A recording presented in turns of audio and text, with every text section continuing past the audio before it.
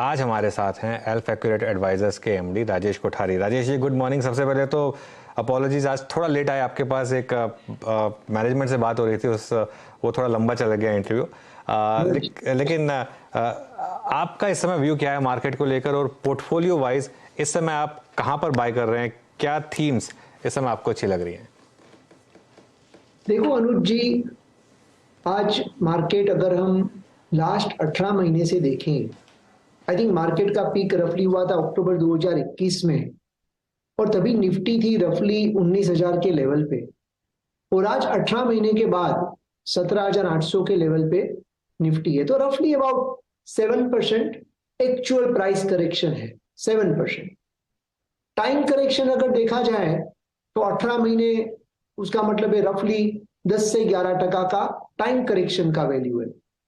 तो 7% price correction हुआ, 11% time correction की वैल्यू हो गई, तो 18% डिस्काउंट पे इन्वेस्टर्स को आज निवेश करने का मौका मिल रहा है।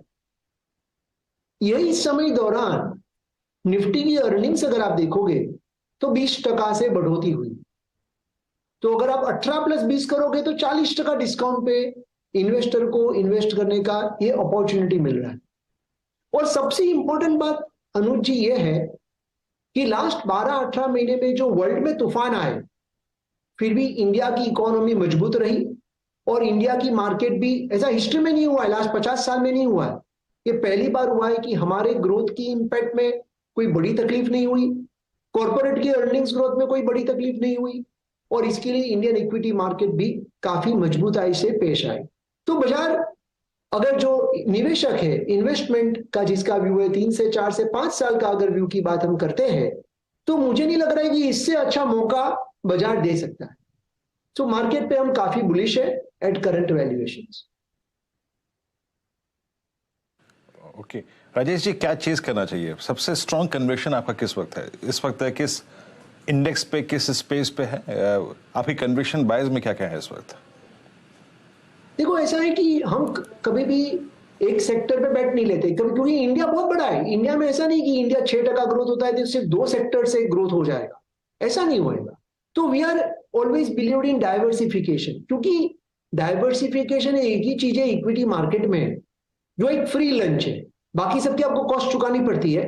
Diversification is a free lunch in equity market, so you should enjoy the free lunch. लेकिन अगर आप मुझे कोई स्पेसिफिक थीसिस है, कोई स्पेसिफिक सेक्टर्स है, तो हम कैपिटल गुड्स सेक्टर पे लास्ट 2 साल से काफी बुलिश है, हम काफी ओवरवेट है हमारे क्रॉस पोर्टफोलियो में। Capital goods is one sector which we like. हमें लग रहा है कि कैपेक्स के जो नए पहिए हैं, जो नए ग्रोथ ड्राइवर है, वो काफी स्ट्रांग है। जैसे कि फॉर एग्जांपल डेटा सेंटर, तो ये डेटा सेंटर की कैपेसिटी अगले 4-5 सालों में 3-4-5 गुना हो जाएगी। जैसे फॉर एग्जांपल रिन्यूएबल एनर्जी, तो इंक्रीमेंटल ग्रोथ रिन्यूएबल एनर्जी में ज्यादा नजर आएगा। फॉर एग्जांपल है रोबोटिक्स और ऑटोमेशन, इसमें बहुत बड़ा ग्रोथ आएगा। तो कैपिटल गुड्स रिलेटेड जो सेक्टर है वो बेसिकली हमारे पोर्टफोलियो में ओवरवेट है। दूसरा सेक्टर जो हमें अच्छा लग रहा है वो बैंकिंग एंड फाइनेंस है।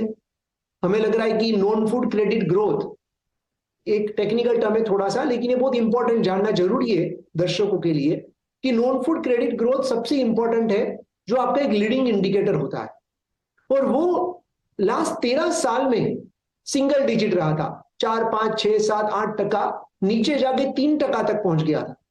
लेकिन पिछले 6 से 7 महीने से वो डबल डिजिट हो गया है। That is very important indicator. मैं दोबारा दोहराता हूं, ये non food credit growth last 6 महीने से स्ट्रॉन्ग डबल डिजिट हो रहा है, and that is a very good thing for overall economy and also for the banking sector. Credit cost तो सबको पता है कि काफी नीचे हो गई है, और जो नेट इंटरेस्ट मार्जिन जो है वो थोड़े ये लेवल से नीचे हो सकते हैं, लेकिन फिर भी काफी स्ट्रॉन्ग रहेंगे। तो ये मुझे banking and finance is a second sector.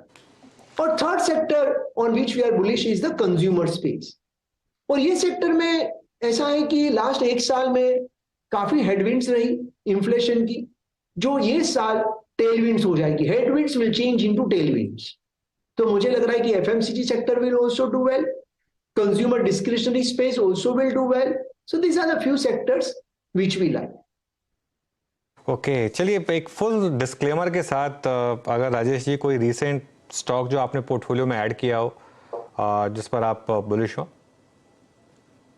अनुज जी, ऐसा है कि मुझे लग रहा है कि this year is not going to be तो मार्केट अच्छा रहेगा, that is a good thing, लेकिन काफी बॉटम अप अपॉर्चुनिटीज मिलेगी।